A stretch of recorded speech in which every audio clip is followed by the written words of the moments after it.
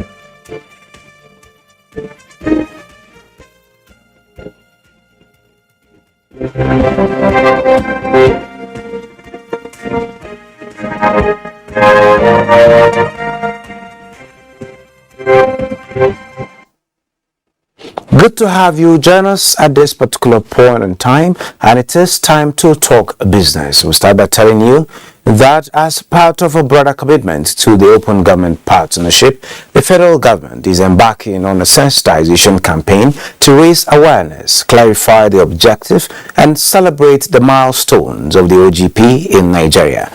The campaign, which is being coordinated by the OGP National Secretariat, is in phases, starting with MDAs. Today's session is designed to build knowledge base for you to understand the OGP in the public sector, and your able to help us push this campaign to Nigerians and for us to sustain the reforms that are being put in place. By the time we're going to display the action plan, you know that there are specific roles that MDAs will play. Information have their own specific role, different ministries have their own role to play. So you know from the ministry you are coming, your own sector, you see the role they're going to play and how they're going to play it. The emergence of a new NNPC Limited has signaled a new dawn chronicling the history and projected future of the company. Key players in the oil industry say the new company is ready to take a leading role in the oil and gas sector. Lydia Sampson has that.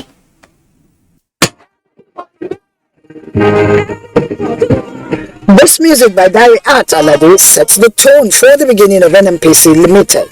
The company is focused on providing energy for today and energy for tomorrow. Unveiling the NNPC Limited of today is not about forgetting the NNPC of yesterday. The museum of yesterday is all about taking us on a journey to where it all began 45 years ago. It all began as the State's Oil Corporation, established on the 1st of April 1977.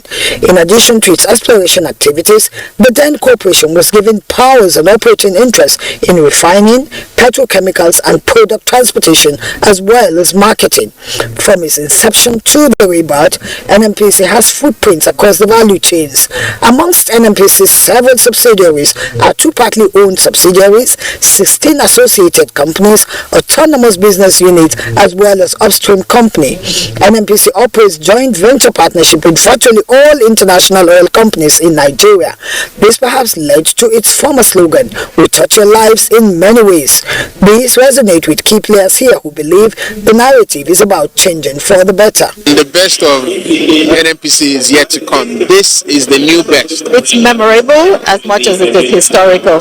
And as you heard Mr. President say, when you talk about destiny, he is a man of destiny. I'm sure this will turn around things. They will make more investment. They'll be able to raise more money and invest heavily in the oil and gas industry. It's a huge potential that Nigerian can use for prosperity of its own people. The beginning of creating the enabling environment for NNPC to thrive commercially. It is about how we move NNPC to occupy the rightful position. More agility, more, of course, operational excellence. We will snowball into, a better economy for the interest of Nigerians. We know small way, open the market, open the business. For the first Group Chief Executive Officer of NNPC Limited, enforcing best international business practices cannot be compromised.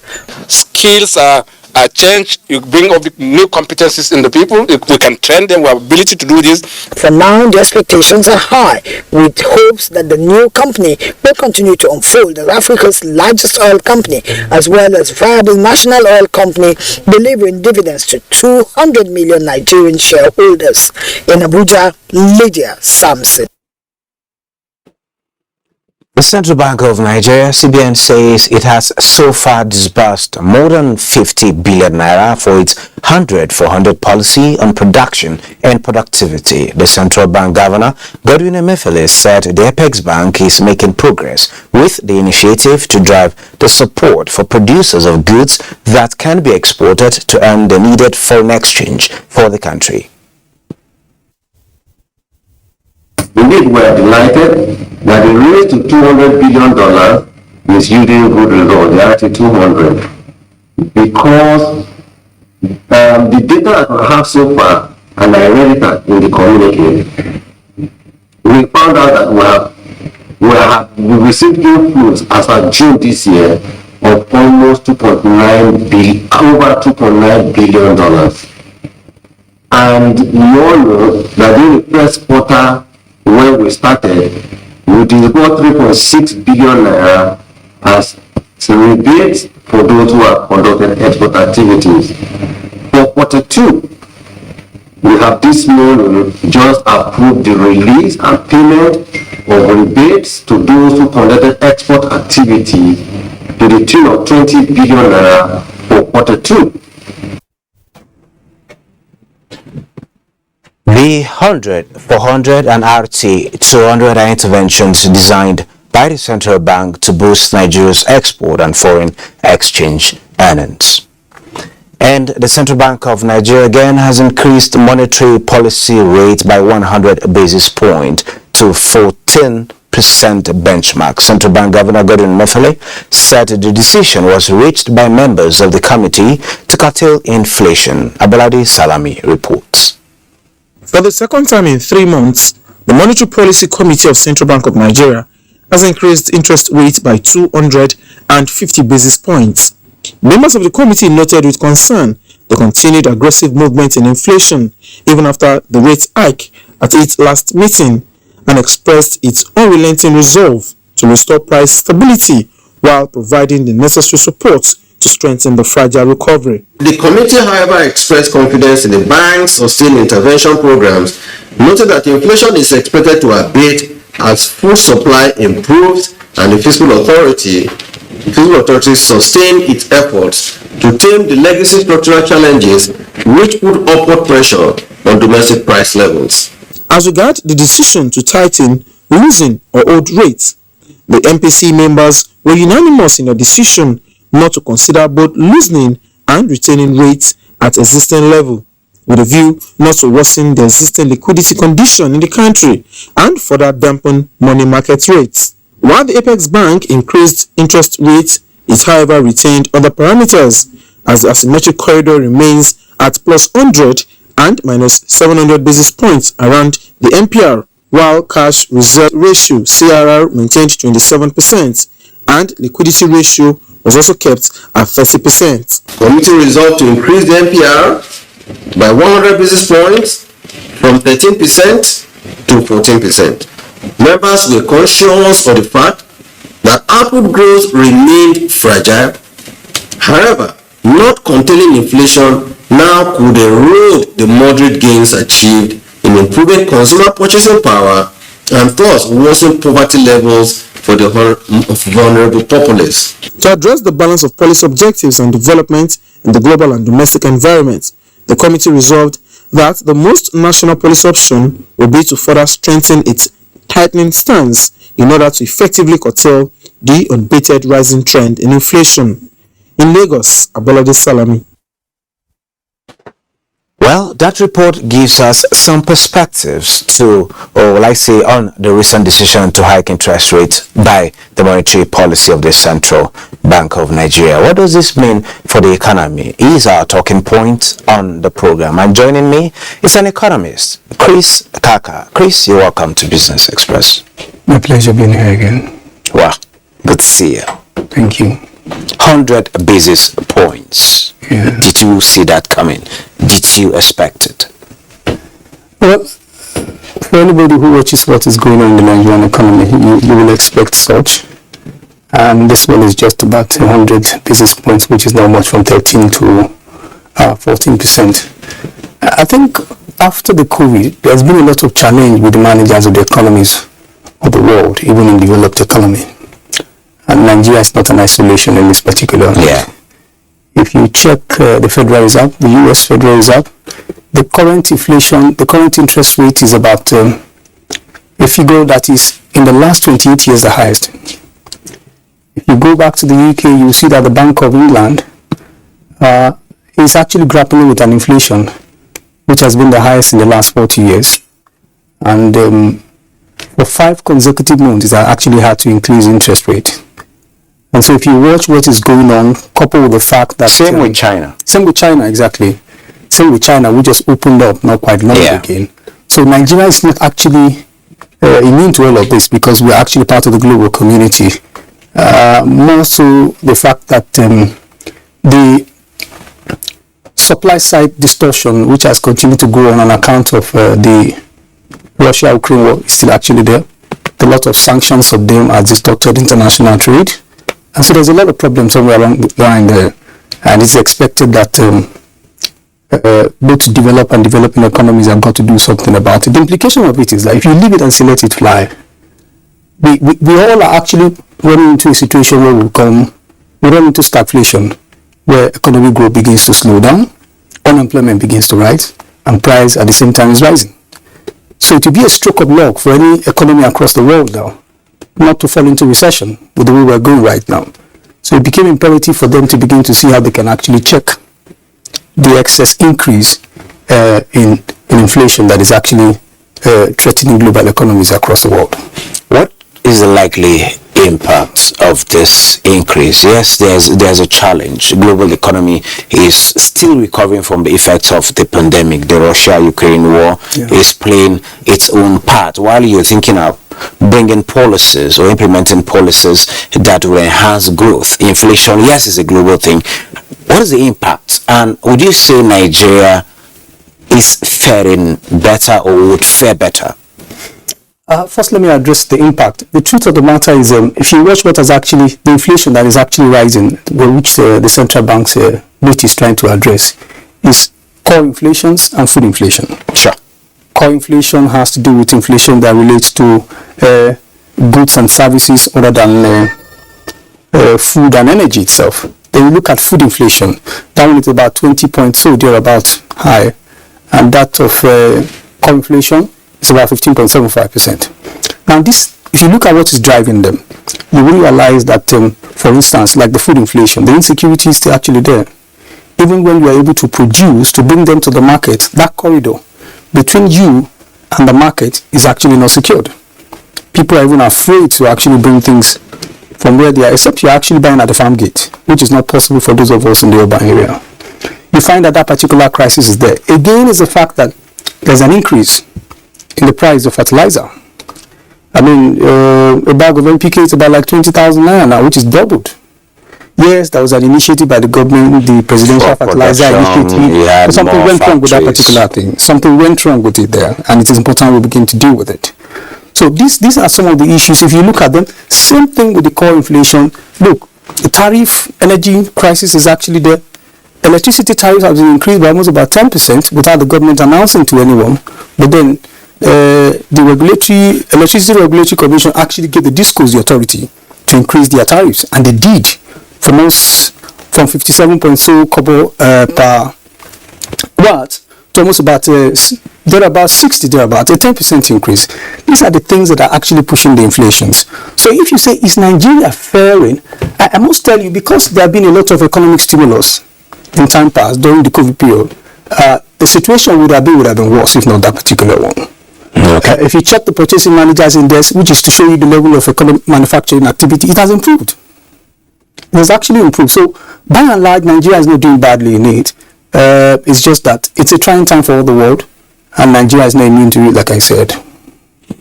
Well, energy challenge, electricity, petrol, that's correct, diesel, these are commodities you need to run businesses.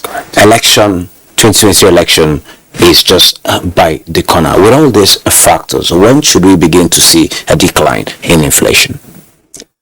To see a decline in inflation. If you go by the World Bank projections, it might be difficult. Just like I said, it will take a stroke of luck for most economies of the world not to run into recession.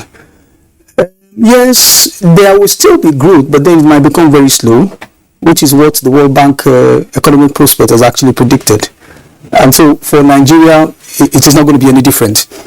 As the election is around the corner, first of all is that, look, I think it's important for citizens to begin to make demands on government, extract social contracts out of these political office seekers and say, look, you get to the office, what will you do for us? This is the challenge we have on ground. You want to vie for this position, what would you bring to the table? Let's know ab initio before you get there what you want to do. We usually have promises. Fulfilling those promises are usually a challenge.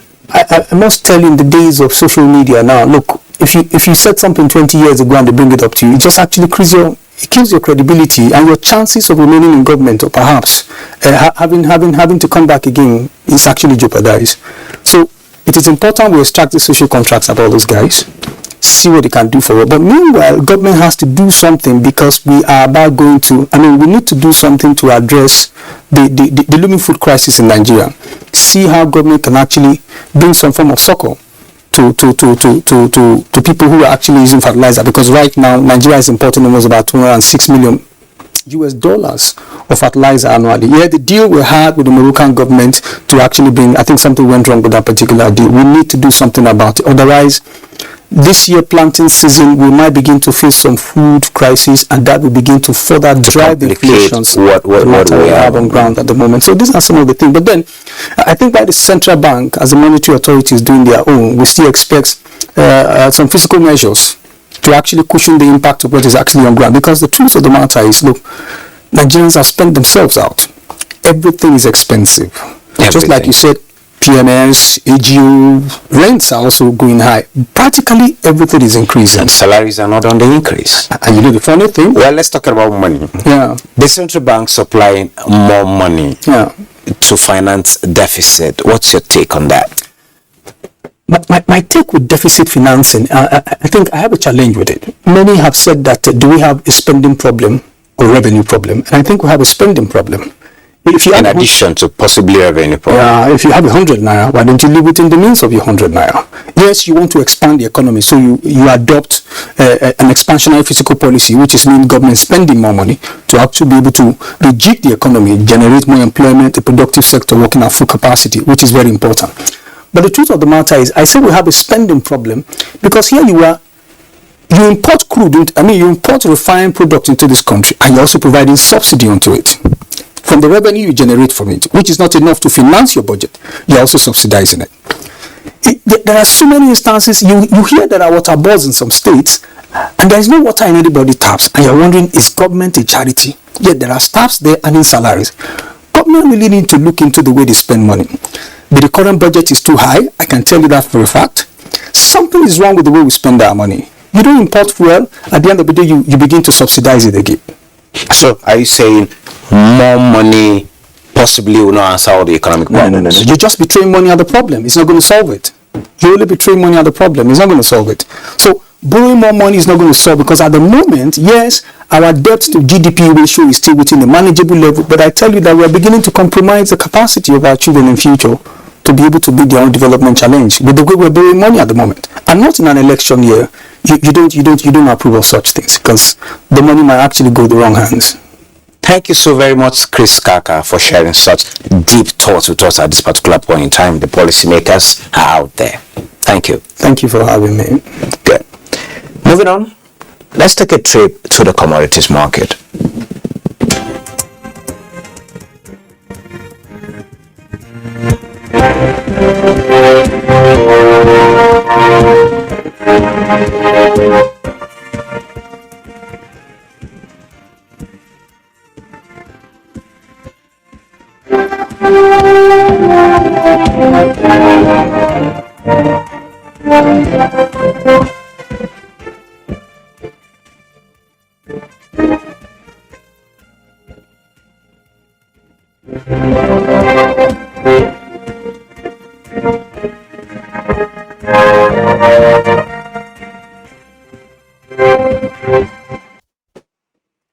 Oil prices fell more than $1 a barrel on Wednesday under pressure from global central bank efforts to limit inflation and ahead of expected built-in U.S. crude inventories as fuel demand weakened. CNBC reports that Brent crude prices for September fell 1.6% to $105.67 a barrel, while U.S. West Texas Intermediate crude for August slipped 1.5% to $102.70 per barrel. The WTI contract will expire on Wednesday. The equities market in Nigeria cancelled the gains of the previous day to close Wednesday on a negative note. The oil share index depreciated to 52,186.52 basis points. 238.2 million shares exchanged hands by investors in 3,814 deals valued at 3.336 billion naira. Market capitalization dropped to 28.142 trillion naira. Living Trusts, Nigerian Breweries, and UBA led the market activities in terms of volume and value. Let's now see global stocks update with Bosede Abel. Hello and welcome to the Global Market Review. Now, it's a green day for stocks this Wednesday. The bounce in the U.S. market overnight sets the tone of positive performance on the global markets. U.S. stock futures traded higher Wednesday as Wall Street tried to build on a sharp rally from the previous session and traders cheered strong quarterly results from Netflix. The Dow Jones Industrial Average futures rose 0.14%, Nasdaq Composite 0.31%, and the S&P 500 also on the positive lane at 0.18%. European stocks also nudged higher Wednesday after a rally in U.S. stocks sustained sentiment in Asia Pacific markets overnight. DAX top 0.10%, FTSE 0.23%, and CAC 40 also 0.37%. Shares in the Asia Pacific also soared Wednesday after a sharp bounce in U.S. stocks overnight. The Nikkei 225 in Japan rose 2.67% at 27,680.26. Shanghai Composite top 0.77% at 3,304.72. And the Hang Seng Index also nudged higher at 1.11% across 20,890.22. Most African stocks also trailed the positive trend with Morocco, Tunisia, Namibia, and South Africa's JSE Africa Top 40 posting gains. That's the Global Market Review. I am Boss Sede Abel. And now a quick look at the currency market.